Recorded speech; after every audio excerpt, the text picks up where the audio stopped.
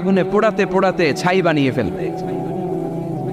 আল্লাহ বলবেন, জিব্রাইল যাও একটু দেখো, একটা মাত্র সেজদা দিয়েছে আমাকে, এরকম কাউরে পাওয়া যায় কিনা। বাটি চালান দিয়ে দেখো পাওয়া যায় কিনা। খুঁজে খুঁজে কাউরে পাবে না। আল্লাহ বললেন আবার দেখো, খুঁজে খুঁজে একজনকে পাবে। সামান্য ইমানের ছিটে ফোঁটা তার অন্তরে ছিল। আল্লাহ বলবেন, যেহেতু ছিটে ফোঁটা আছে, অনেক মায়ের খেয়েছে, ওকে বের করে জাহান্নাম থেকে বের করে একটা নির্ধারিত দূরত্বে রেখে দাও। রেখে দেয়া হবে, কিন্তু জাহান্নামের আগুনের লেলিহান শিখাতে তার গা ঝলসে যাবে। সে আল্লাহর ডেকে বলবে, মাবুদ তোমার কাছে আমি কিছু চাই না,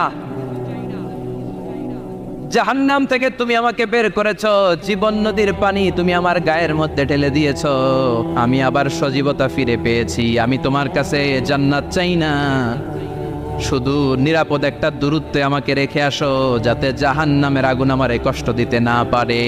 আল্লাহ